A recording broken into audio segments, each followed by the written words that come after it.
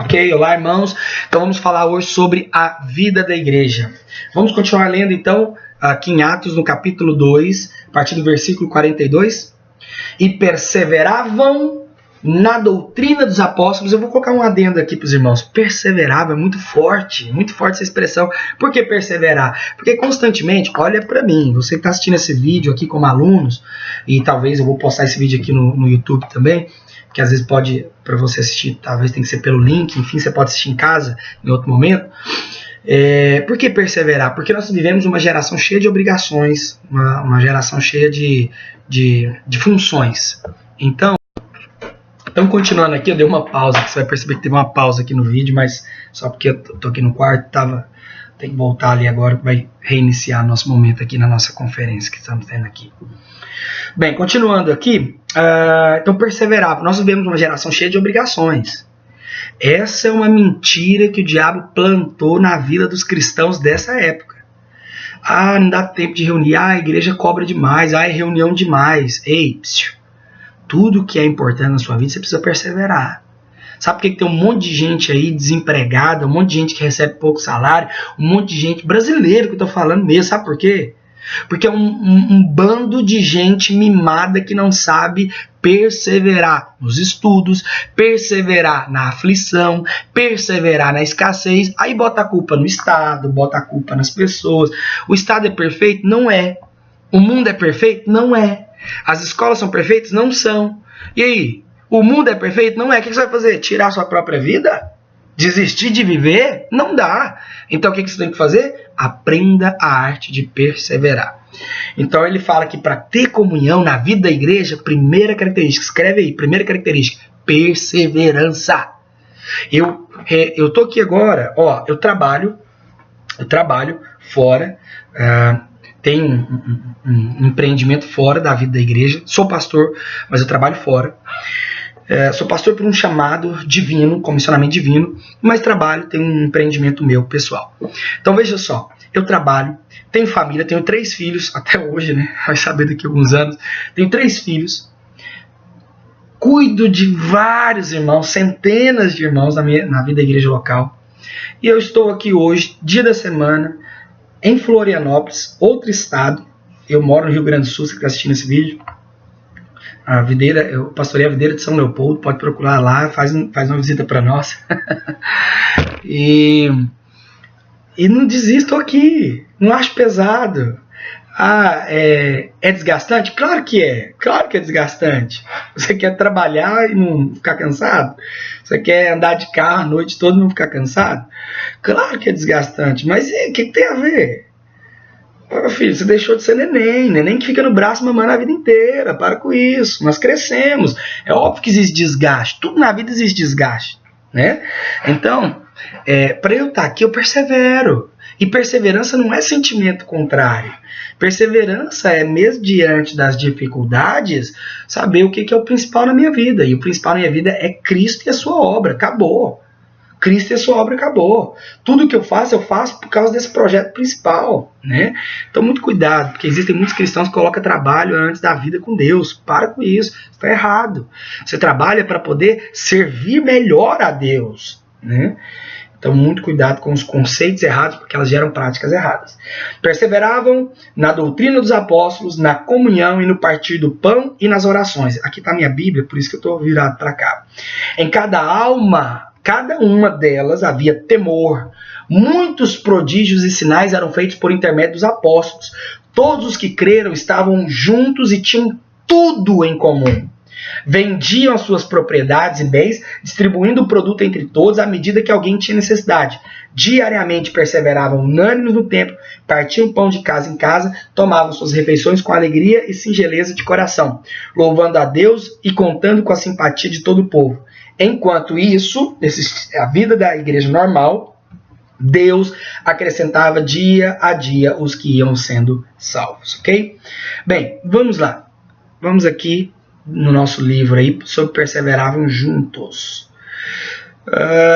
Romanos capítulo 5, no versículo 5, está escrito assim: ora, a esperança não confunde, porque o amor de Deus é derramado no nosso coração pelo Espírito Santo que nos foi outorgado, ou seja, nos dado. Veja só, o derramamento do Espírito Santo é para poder que haja pregação do Evangelho. E ao mesmo tempo traz sobre nós o ágape do Senhor derramado, o amor do Senhor sobre nós, né?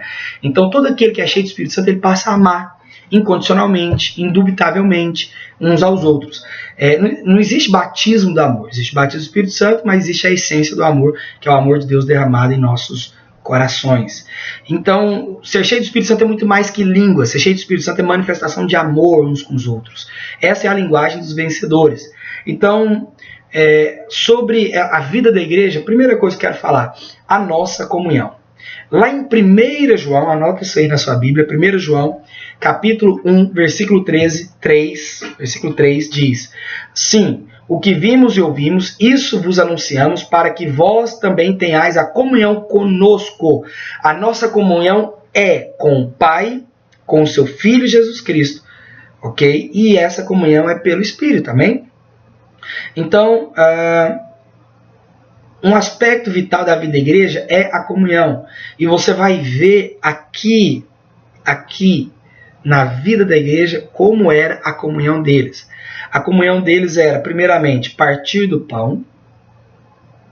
Deixa eu só pegar aqui, eu fiz um esboço específico. Olha só. No partir do pão e nas orações. A verdadeira comunhão não é... Comunhão é diferente de... Uma coisa é comunhão e a outra é comer juntos. Eu sei que no meio cristão, evangélico, comunhão ficou muito parecido com... vamos fazer uma comunhão. Aí cada um leva uma carne, vamos comer um churrasco, vamos fazer, né, um cachorro quente, vamos comer. Os cristãos comem muito, né? Certa vez um ímpio falou assim pra mim: vocês crentes são gordos demais. Aí nesse dia... Eu fui confrontado, eu falei, vou emagrecer, fazer exercício, vou emagrecer. E ele falou, por quê? Porque normalmente quem não é crente reúne para beber, ou para fazer outra coisa. Como crente não tem vícios, reúne para comer. Eu falei, nossa, é verdade. Mas sabe, mas existe um erro aqui, agora voltando para as escrituras, né, fechando aqui o parênteses da dinâmica, voltando aqui para a escritura, comunhão é diferente de partir do pão. Comunhão é ter identificação no espírito. Por exemplo, quando eu visito alguém, quando eu me uno a alguém por um propósito específico, seja estudar para um vestibular, ajudar nos afazeres da casa, uma reforma, uma mudança de casa, seja no trabalho, no empreendimento, quero te ajudar, meu irmão. Como é que eu posso te servir? Isso é comunhão. Quando eu estou no culto, ouvindo uma pregação com irmãos preciosos, quando eu estou num seminário para casar junto com a minha esposa, estou tendo uma comunhão no espírito. Isso aí é comunhão. É poder servir a Deus juntos. Agora, partir do pão é comer. E realmente, muitas vezes, você vai ver Jesus com os discípulos estavam comendo. Por quê? Porque comer, partir do pão faz parte de comunhão, né? Mas eles perseveravam também juntos na oração. Essas três coisas existem perseverança: comunhão, partir do pão e oração. Por que às vezes a gente vai comer na casa de irmãos? Não é por causa de comer, não. É porque perseverança. Nós somos cheios de afazeres. Nós precisamos escolher nossas prioridades. E estar em comunhão é uma escolha. É perseverança. Às vezes a gente está junto com o irmão aqui, mas bate o horário, precisa ir embora. Mas eu vou ficar. Por que eu vou ficar? Porque eu persevero na comunhão. Mano, eu sei que eu tenho que ir, é importante eu ir, mas eu vou ficar mais um pouco. Por quê? Porque eu prefiro estar com você. Você vai ver o apóstolo Paulo em Romanos falando que nós devemos preferir em honra uns aos outros. Então existe uma perseverança a ser feita, né? Agora, essa característica que eles tinham, em cada alma havia temor. O que era essa em cada alma havia temor? É humildade de espírito. Humildade de espírito. Então, eles louvavam os feitos de Deus através da liderança local. Olha só, em cada alma havia temor e muitos prodígios e sinais eram feitos por intermédio dos apóstolos. Isso, na vida da igreja tem que ter temor, humildade. Na vida da igreja tem que ter humildade para aprender com a nossa liderança, mesmo depois que você cresce um pouco mais em Deus, na fé, no conhecimento da palavra, isso não deve tirar de você uma alma que há temor. O temor não se perde. Eu tenho 17 anos de fé, eu ando com um pastor há uns 7 anos. Né? E sei muita coisa, conheço muito desse meu pastor, mas sinceramente tem que haver temor na minha alma. Claro, é óbvio que esse pastor tem mais experiência, sabe mais do que eu, mas Por que eu vou ficar arrogante? Para que eu vou achar que ele não tem mais para me ensinar? Tem muita coisa para me ensinar. E mesmo se um dia, provavelmente vai chegar um dia que talvez tudo ou muito do que ele sabe, eu também vou saber. E talvez vai chegar um dia, por eu ser talvez um pouco mais novo, ou ter outras portas, que eu vou saber coisas que às vezes ele não sabe. Mas o meu relacionamento com ele não está baseado no potencial de cada um, está baseado no temor, a humildade de aprender com esse homem de Deus. E outra coisa, a Bíblia fala que quem é cheio do Espírito Santo na vida da igreja, ele admira os sinais e as maravilhas que acontecem. Existe uma perplexidade, novamente, perplexidade vindo. Eu olho para o meu pastor, quando eu vejo meu pastor pregar, eu me dou ao luxo. Luxo é feio, né? Essa palavra luxo ela dá origem à palavra luxúria, isso é feio. Eu me permito ficar perplexo. Eu me permito ficar perplexo.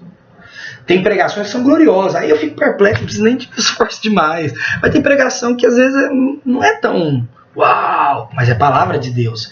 Através da vida desse homem de Deus, eu me permito ficar perplexo. Essa é uma humildade de espírito que nós precisamos ter.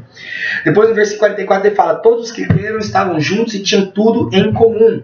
Ok? Não basta só estar junto, como diz, ter essa unidade, mas tem que ter tudo em comum. Isso fala de unanimidade. Ou seja, ter o mesmo parecer, o mesmo falar nas escolhas, nas atitudes. Ou seja, não é que eles eram clones. Muito cuidado no meio evangélico. O que existe de gente clone, eu não vou fazer o gesto aqui porque tem muita gente no YouTube que pode me ver aí e é de uma dessas congregações, mas eu estou falando algo bíblico para você agora. O intuito de Deus não é clone do pastor. Não é clone. O pastor fala de uma maneira, aí todos falam. O pastor faz uma coisa, todos falam. É inevitável que você pegue trejeitos, você pegue maneira de falar, exemplos. Mas cuidado, não existe unção nisso, não existe poder nisso, não tem nada a ver com isso, não tem nada a ver com isso. Quando fala disso, fala do Espírito. Você percebe que o Espírito deste que edifica é o mesmo Espírito daquele, é o mesmo Espírito desse. Nossa, parece que vocês são um só. Vem um e prega, amém, vem o outro e prega e fala, nossa, parece que ele está continuando o que está sendo falado com o mesmo Espírito. O que é isso? É o mesmo parecer, eles criam, estavam juntos e tinham tudo em comum. Então cuidado, não é só estar perto e não ter o mesmo Espírito. Ter tudo em comum é ter o mesmo Espírito, mas também não é ser clone. Tá? Todos os que creram estavam perto, tinham tudo em comum. Versículo 45: vendiam suas propriedades e bens, distribuindo o produto entre todos, à medida que tinha necessidades. Aqui eu vou me deter um pouco mais. Não é porque a explicação é mais difícil, é porque como essa geração, você que está me assistindo, os alunos que estão aí sendo formados, que eu estou dando essa aula, vem de uma geração cheia de ideologias em volta das riquezas dessa terra, das finanças, da miséria, o pensamento pobre, o pensamento coitadista. Eu preciso destruir isso na sua mente, pelo poder da palavra. Bem, primeira coisa, você vê aqui sobre os apóstolos em Atos. Leia Atos 1, 2, 3, um monte de vezes, entenda Atos. Lembra que eu falei na primeira aula? Existem 3 livros na Bíblia que todo cristão deve conhecer bem. Gênesis, por ser uma semente de tudo aquilo que viria a acontecer na palavra de Deus. Apocalipse, por ser o término dessa obra, onde destaca os cristãos vencedores, os derrotados. Existem as cartas de Cristo Jesus, no capítulo 2 até o capítulo 3. Então leia Apocalipse, conheça o que está lá. E leia Atos, que é o estilo de vida saudável da igreja primitiva, que não terminou. Atos não se encerra. Nós estamos vivendo hoje o capítulo 29. Atos vai até o 28. Então, por isso que profeticamente eu digo que nós estamos vivendo o capítulo 29. Aquelas mesmas maravilhas acontecem agora. Elas não aconteceram só para respaldar a liderança apostólica. Não, não e não. Porque Jesus falou que aqueles que creem fariam as mesmas obras que ele fez e ainda maiores. Amém? Eu creio na palavra. Você crê na palavra? Glória a Deus. Então você percebe em Atos uma igreja generosa. Por quê? Aqui diz que eles vendiam eles tinham casas, tinham bens, não era só casas no plural. Eu creio na palavra, isso aí não foi erro de escrita. Então eles vendiam suas casas, não eles vendiam as próprias, né? Eles vendiam algumas que eles tinham e davam todo o dinheiro ao pé dos apóstolos. Pastor, não. Os apóstolos, a palavra apóstolo é enviados. Eles tinham um ministério de proclamar o evangelho do reino em vários lugares. Então aquele dinheiro que era depositado ao pé dos apóstolos é para a expansão do reino. E assim era feito. Okay, essa era a fé deles. Mas você vê que cada vez eles prosperavam mais, porque toda a alma tinha temor, eles viam a prosperidade, eles temiam e continuavam nesse espírito de generosidade e fé. Continuando. Você vai ver mais adiante, quando existe, agora não me lembro o capítulo exatamente, peço perdão aos irmãos, eu devo lembrar enquanto eu falo, mas diante de Atos, quando há fome em toda a Judéia, eles se levantam, em Atos dos Apóstolos, e cada cristão contribui para a manutenção e assistência dos santos, para que ninguém da igreja passasse necessidade. Você vê, quando levanta-se o ministério do diaconato também, que eles não tinham falta de provisão, o que precisava era de pessoas para servir as viúvas e os estrangeiros. Ok? Então, você vê que era uma igreja próspera, porque havia generosidade. Agora, interessante aqui é que haviam trabalhadores. Se eles tinham bens e propriedades, é porque os cristãos lá trabalhavam. Então, não havia escassez de trabalho. Todos, você como cristão, líder, está me ouvindo agora, estamos estudando Atos, e eu estou falando agora sobre o capítulo 2, no versículo 45. Então, obviamente, os cristãos, por uma lógica de raciocínio estrutural da construção desse livro, você vai ver aqui que realmente eles eram pessoas prósperas, ou seja, trabalhavam, tinham seus empreendimentos, seus negócios, enfim. Outra coisa, não havia escassez financeira, havia essa prosperidade real, latente, porque você vai ver depois de Atos, que os cristãos contribuíam mesmo em tempo de escassez. Eles eram participantes desse ministério e, obviamente, generosos, né? Eles também eram gestores. Aqui é uma interpretação pessoal, porém não deixa de ter essa lógica. O que é um gestor? O gestor é aquele que olha todas as probabilidades, capacidades e incapacidades, bem como necessidades, e ele vai gerir toda a provisão que ele tem diante da obra que ele está por fazer. Isso é uma característica de gestor, né? Eu só vou dar um pause aqui e vou voltar, porque eu preciso colocar o computador para carregar. Então, continuando, você percebe que os apóstolos, os cristãos, aliás, não os apóstolos, cristãos, eles tinham essa característica de serem organizados e gestores, ao ponto de poder vender propriedades e ofertar os seus bens. Eles mesmos não passavam necessidade, os que passavam, eles eram supridores. Isso é muito importante. Eu sei que é uma interpretação pessoal, mas eu quero te estimular, porque cristão cheio do Espírito Santo, ele tem esse poder de gerir as coisas que é colocado na mão deles. Esse poder está em nós. Por isso que o objetivo, eu falei na primeira aula aqui ao estudar Atos, nós precisamos desconstruir na nossa mentalidade toda a ideologia coitadista, minimizada, fracassada, limitada, que os nossos avós sofreram, depois os pais sofreram, e nós nascemos com isso. Porque senão toda vez que falar de dinheiro, você vai se bloquear. Você vai se sentir limitado. Eu não vou naquela conferência porque não tem dinheiro. Eu não vou... Oi, olha aqui para mim. Preste bem atenção. Se Deus teve poder de te tirar do inferno e você acreditou nisso e está indo para o céu sorrindo, você não tem liberdade de acreditar que Ele pode te dar provisão para qualquer coisa. Para você poder alugar uma boa casa, uma melhor casa, para você, depois de alugar, administrar-se, para poder comprar a sua própria casa, e com essa administração saudável, você poder comprar, de repente, uma outra casa, um outro terreno para construir, e também ter uma lucratividade através de um aluguel, sabe, de você crescer na vida. Então é impossível, como que você crê que Deus te tirou do inferno, você está indo para o céu sorrindo, mas não tem liberdade no seu espírito de crer que você pode prosperar? Né? Então, que você seja livre dessa mentalidade humana e caída e possa viver como os apóstolos viveram, ao ponto de poder prosperar, gerir tudo que Deus colocou na mão de vocês, tá? Mas eles também tinham sensibilidade, porque eles percebiam a necessidade que havia entre eles. Eles não ficavam assim, eu vou prosperar, mas quem está passando necessidade que vai sofrer. Não, não era assim. Eles socorriam também. E aqui, eu quero tocar em algo que pode ser delicado. O pensamento socialista e comunista, e eu como cristão, eu declaro aqui para vocês que eu sou contra essa agenda socialista e comunista, não por uma ofensa partidária baseada na politicagem que esse modelo cultural, social e econômico pode gerar para um país. Não é só isso. É porque não combina em nada com o evangelho. Eu não sou um estudioso do socialismo nem do comunismo. Eu só vou te falar uma coisa.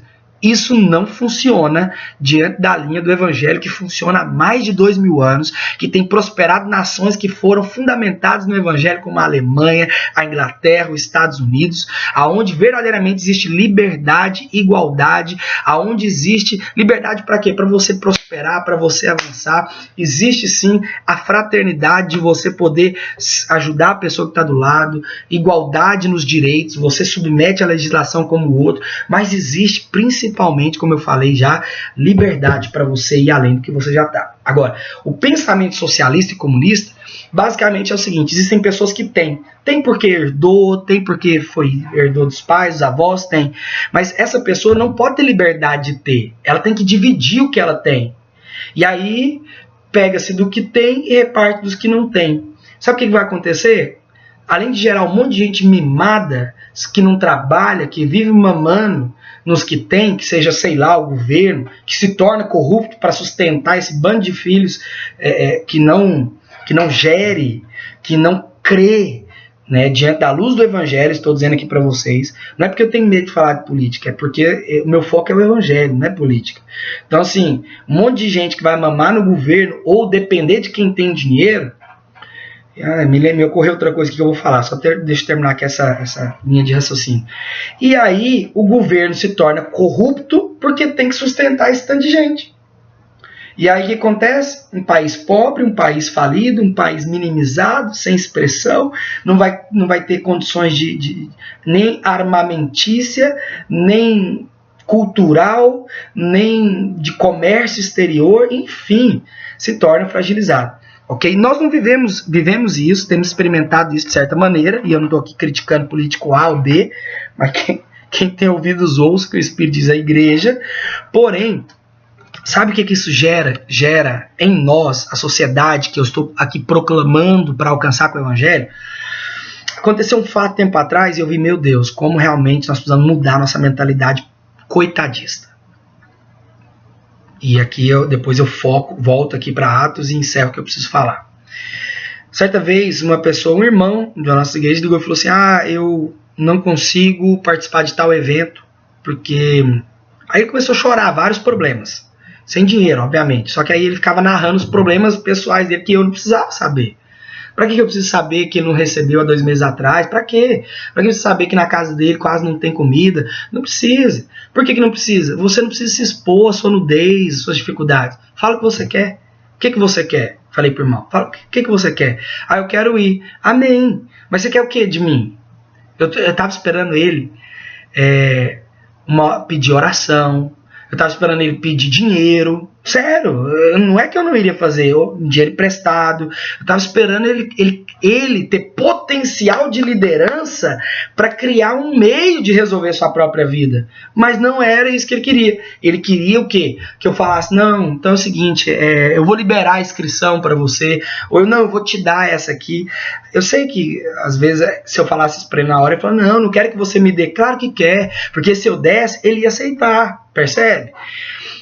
Alguns países é uma ofensa fazer isso, é sério. Alguns países, como os Estados Unidos, por exemplo, você ficar dando coisa para as pessoas é uma ofensa. Elas falam, não, eu tenho potencial, eu trabalho, eu posso conseguir, o que eu quero é uma oportunidade.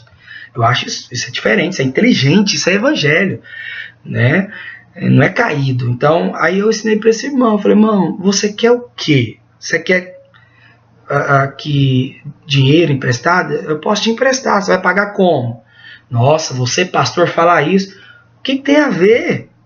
A gente falar de dinheiro e ensinar a pessoa a ter caráter para mexer com dinheiro, deixa de se envolver com o evangelho? Olha esses homens aqui em Atos. Você quer o que? Que eu te dê? Você está me pedindo de presente? Pode pedir também, não tem nada de errado, eu posso dar. Eu só preciso que você seja cheio do Espírito Santo até em momentos de dificuldade. Ok? Então, concluindo aqui o pensamento, não desconstrua na sua vida esse pensamento coitadista que depende dos outros para fazer o que precisa ser feito. Resolva a sua vida, lidere, fala o que você quer. Você quer ir para o retiro? Então você vai, porque essa é a sua fé. Como você vai, nós vamos decidir junto. Você tem dinheiro para pagar 2 inscrições? Ótimo. As outras 2 você não tem? O que você quer? Pastor, eu posso pagar no mês que vem? Pode. Cartão de crédito. Não tem cartão. Cheque. Não tem cheque. Irmão, agora ficou difícil. Como é que eu posso fazer? não, então, pastor, o senhor pode conseguir isso, vamos fazer, vamos conversar, lidera, eu só preciso que você lidere, né? Eu tô dando um exemplo aqui que eu passei, mas talvez não seria nem saudável eu falar um exemplo que seja comigo, né? Que eu estava à frente de um evento que não era para uma igreja local, era um evento maior. Mas eu tô te dando um exemplo aqui com tudo na sua vida. Você, cristão que tá me ouvindo, às vezes você tá devendo um lugar, devendo outro, liga, resolve, negocia, fala como você pode fazer. Se você não pode, dá uma satisfação, dá um mês, dá um prazo, dá uma data, né? Enfim, só não seja coitadista, não fique com dó de si mesmo, porque você nasceu para prosperar e você é abençoado. Comece a gerir e administrar o que você tem, que você vai ver que as coisas irão mudar. Então, ele diz aqui que eles vendiam os produtos e distribuíam conforme tinha necessidade. Já falei que isso aqui não é um pensamento, existe uma linha hoje no meio evangélico dizendo que o evangelho meio...